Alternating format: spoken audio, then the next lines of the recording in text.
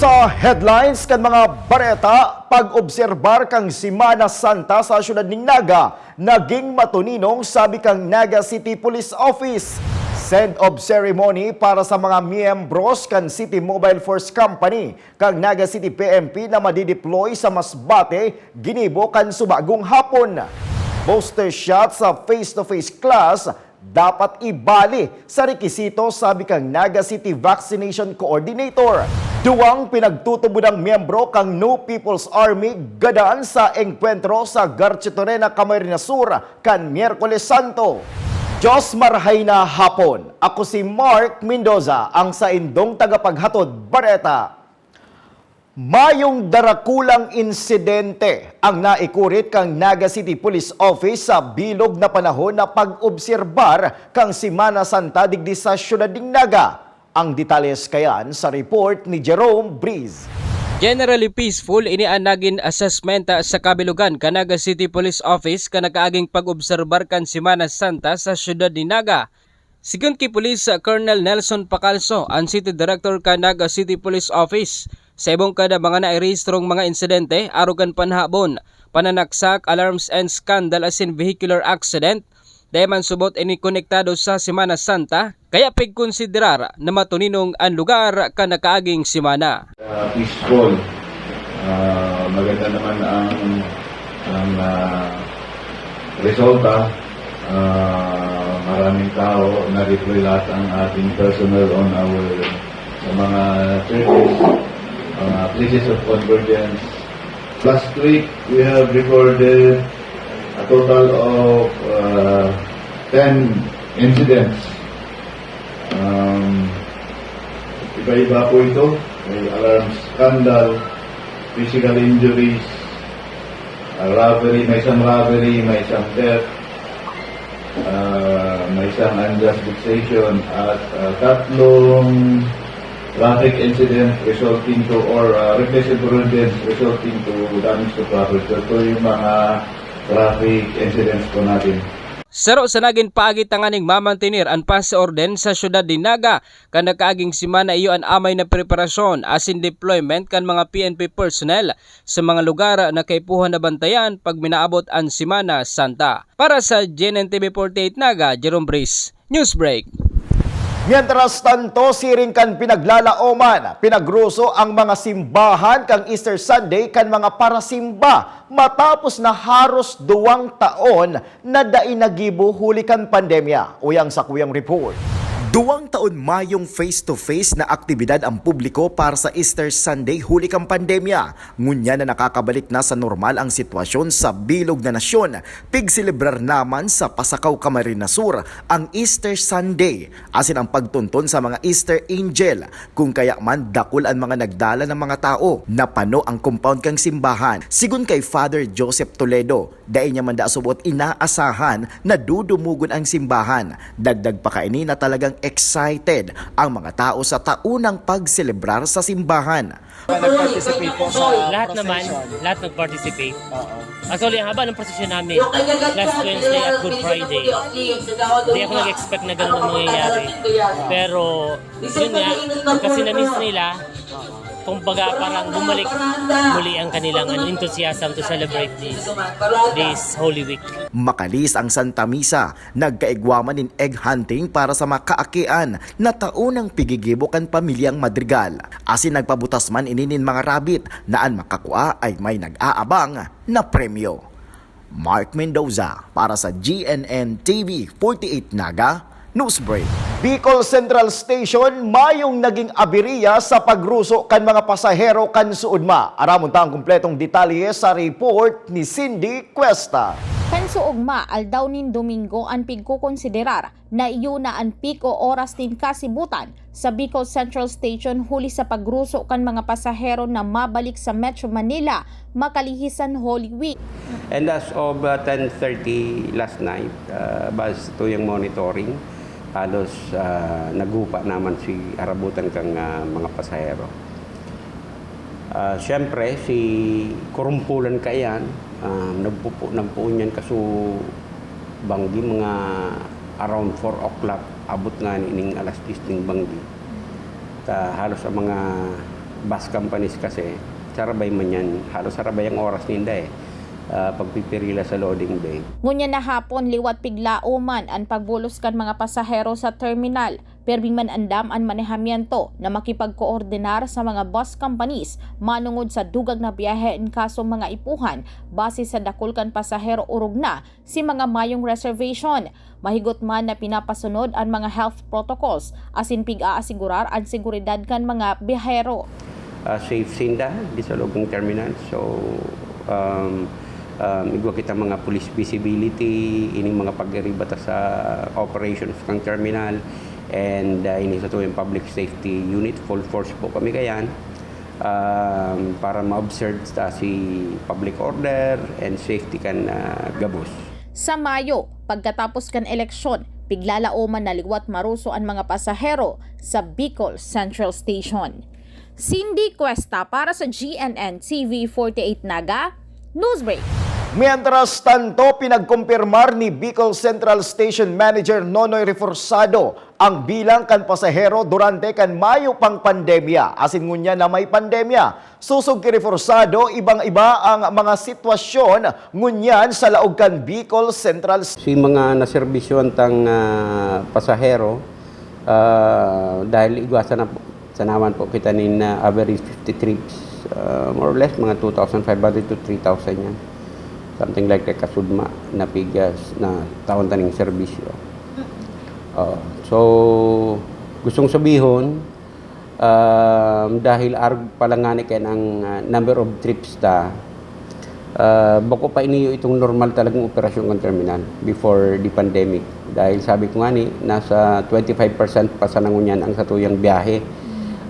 Itong inabot ng inter-regional route or buses, yung mga nagbabiyahe pa siring Metro Manila. Dati po, nasa 200 yan on a daily basis. Pagbakuna sa mga nag-eedad 5 hasta 11 anyos magiging dagus-dagus na sa syudad ning Naga. Nagbubuelta si Cindy Cuesta. Magiging dagus-dagus na sa masunod na semana ang pagbakuna kontra COVID-19 sa mga nag-eedad 5 hasta 11 anyos nagigibuhon sa JMR Coliseum. Marurumduman na kan mga nainot na bulan, isinasagibo sa naini sa mga malls alagad limitado sana ang natutudukan sa syudad ning Naga. Itong sa aki po ang hababa pa, nasa around 15% pa lang po kita si 5 to 11. So duman po kita ma-intensify ning pagbakuna kaining mga aki. For one, ang saro po kaya ang reason is dahil may klase. So ang mga aki medyo dai pagaro. Tapos ito din pong ang mga magurang talagang iyo ang magdara sa mga aki. Dahil ini po baga kaya po talaga kang permission kang mga magurang. So ini po ang dapat madagdagan para po as we go along, madagdagan ta po si percentage. Ngunya na aldaw, isinagibo ang second dose vaccination sa 500 na aki na nag-eedad 5 hasta 11 anyos asin sa Miyerkules ang masunod. Cindy Cuesta para sa GNN TV 48 Naga, Newsbreak. Kung si Mr. Raino Rodriguez, Naga City Vaccination Coordinator, ang ahapoton dapat subuot na i-require sa mga estudyante na kabali na sa limited face-to-face class ang pagkakaigwa ng booster shot. Ini para subuot sa mga nag-iedad 18 anyos hasta pataas. Iiba po i-require na pati itong booster shots hagadon tangani pong for additional security kan mga tao. Sa pagbabalik kang Newsbreak, duwang pinagtutubod rebeldeng NPA sa Garchitorena, Camarines Sur, gadan sa enkwentro kang nakanis na Miyerkules Santo. Yan asin iba pang mga bareta sa pagbuelta kang GNN TV 48 Naga, Newsbreak.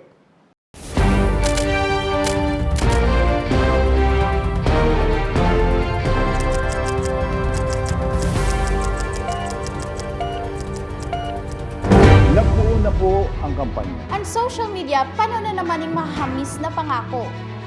Asin mga impormasyon na daita aram kung totoo o dai. Kung saan ang iba, nag-imbento sana. Kaya dapat dai makontento, maging mapanuri. Dapat pag-adalan, mag-research, gamit sana ang credible sources. Kaya dapat pag-isipan, Magigibot na lang yan kung tama ang impormasyon na igwa kita. Dahil ka magtubod sa sabi-sabi. Daining maamot na pirilaan, dakulang epekto sa satong futuro. Mga tugang, maging madunong po kita sa pagpili sa maabot na eleksyon. Dapat pag-adalan, pag-isipan.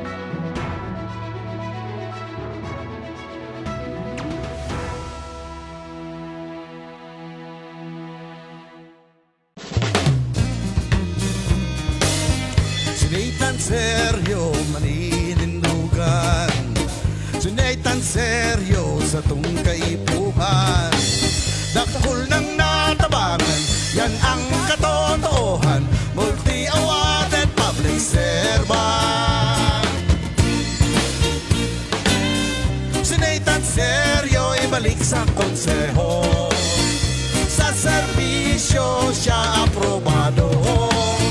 Sinay tan seryo, determinado sa katuwang sa pag-asenso. Sinay tan seryo, sinay tan seryo. Naghahanap ka ba ng one-day printing? Look for AET Ads. We offer tarpaulin printing, billboards, panoflex, laser cutting, and stainless for quality signages and many more. Your signage is the face of your business. Kaya ano pang hinihintay mo? I-level up mo na ang signages at billboard mo. Matatagpuan sa Pabidon 4, Door 5, Panganiban Drive, Naga City, in front of Boy Scout and Girl Scout of the Philippines. Sa Central Branch, located at Barangay Dinaga, Naga City, sa Albay, Barangay Sagpon, Daraga Albay. For inquiries, you may call or text at 205-5322 or 0998-952-7485 and look for Mr. Willis Soliman. AET Ads ka na, your one-day quality printing. Digdi sa tercer distrito, sa tuyang ibalik si Choroco. Tultul na serbisyo ang hatod sa distrito, ang iboto ta si Choroco. Siya ang kaipuhan, Choroco ang butohan. Choroco, Choroco, Choroco sa Kongreso. Siya naging mayor Kandaga, naging kongresista, aprobado na. Ibalik na siya, padagos na magsirbe, may puso sa pagtabang na malalauman. Siya ang kaipuhan, Choroco ang butohan. Choroco, Choroco, Choroco sa Kongreso.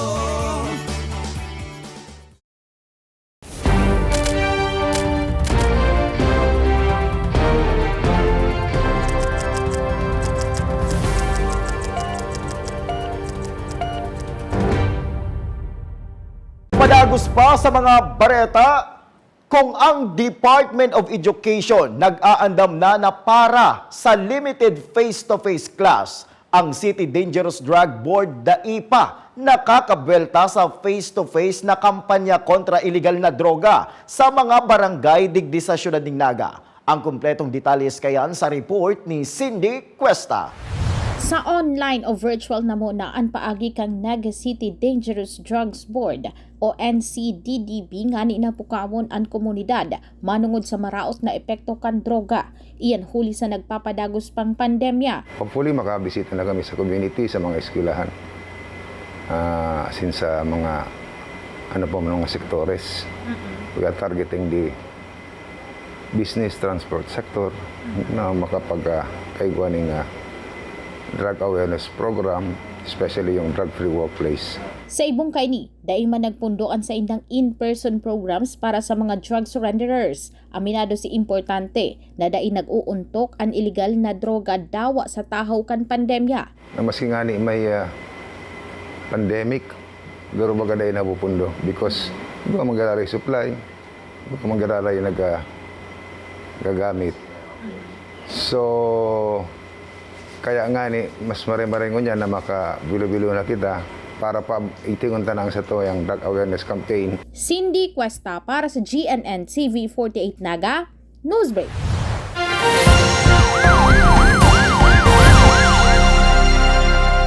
Sa satuyang police report, send of ceremony para sa mga miyembros kan Naga City Police Office na i-deploy sa probinsya kan Masbate, ginibo kan subagong aga. Ang detalye sa report ni Jerome Breeze. Pigibo ka subagong aga sa Naga City Police Office Headquarters ang send-off ceremony kada mga PNP personnel na i-deploy sa probinsya ni Masbate como preparasyon na ganyan maabot na eleksyon. Sigun kay Police Lieutenant Colonel Alejandro Monge, ang Deputy City Director for Operations, nasa 34 na PNP personnel lagikan sa City Mobile First Company na pamamayuhan ni Police Lieutenant Hil Guban. Ang nasambitan ng deployment sa runa sa preparasyon sa pagtaunin seguridad sa probinsya ni Masbate na konsideradong election hotspot area. Sa mali, ay yung augmentation natin, dati na po iyan na ginagawa. Every election naman po ay nagpapadala. Kung saan ang Naga City kasi, alam naman natin po ang Naga City na hindi naman on the part of a color coding sa Comelec, Naga City is green. So, hindi naman po nangangahulugan na porque ang Naga City ay kulay green pagdating sa election ay kumbaga pabaya tayo. Hindi po. Kumbaga, in place at intact din ang mga tao natin pagdating doon sa duty detail sa araw at panahon po ng election. Anasambitan ng mga PNP personnel matinirasubot sa probinsya hasta matapos ang eleksyon na ngunyan na bulan nin Mayo. Para sa GNN TV 48 Naga, Jerome Breeze, Newsbreak. Biyernes Santo kan magbiyahe pasiring sa Region 8 ang Search, Rescue and Retrieval Team kan PNP Bicol para magtabang sa mga paghahanap kan mga nawawara pa sa Gudngunyan matapos ang bagyong Agaton. Ang 35 pulis hali sa Bicol ang pinamamayuhan ni Police Captain Bob John J. Pascual. Tulong bihikulo man ang saindang pinagdara na magagamit para madumanan ang mga harayong barangay na kaipuhanin tabang.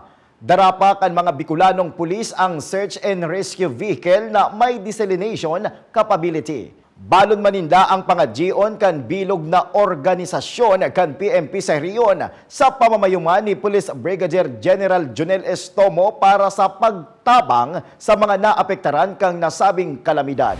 Sa iba pang police report, duwang pinagtutubodang miyembro kang New People's Army ang pinagbawianin buhay matapos ang nangyaring engkwentro kang Miyerkules Santo sa Barangay San Vicente, Garchitorena, Camarines Sur. Susog sa report, makondusir subuot ning pakikipagnegosyar ang tropa kan 83rd Infantry Battalion asin PNP sa mga nagsusuporta sa rebelding grupo kan bigla subuot paputukan sinda kang anom na rebelding miyembros na paranihon sa lugar. 5 minutos nagdurar ang riribayaning putok na nagresulta sa pagkagadaan kan duwang rebelde asin pagkaka-recover kan sarong M16 rifle asin 9mm pistol asin mga personal na gamit. Nailubong na ang mga nagadaan na rebelde na mayong pagkakabisto. Ginibuman kan subagong aga ang oath-taking kan panibagong batch kan City Youth Officials digdi sa Naga. Ang 49 City Youth Officials maserbi poon ngunyan na aldaw hasta masunod na taon bilang counterparts kan mga konsihal asin department head kang lokal na gobyerno kang Naga. Para po sa kuya, ang pagiging City Youth Mayor po siyang benepisyo. More on responsibility po siya and opportunity na maging modelo sa kapwa ko Hobenes na ipahiling ang urag kang Hobenes na bako lang sa nakita mga kaakian na nag-enjoy sa buhay, kundi aware kita sa mga nangyayari sa kapalibutan. As in, mulat kita sa mga bagay. Asin yan ang katiripunan kan mga bareta ngunya na aldaw. Dahil malingaw na bisitahon ang samuyang official Facebook fanpage. Asin ilike ang GNN TV 48 Naga para pirmi kitang updated sa mga bareta asin istoryang bida ang Bicolano. Liwat ako po si Mark Mendoza. Digdisan na yan sa GNN TV 48 Naga News Break.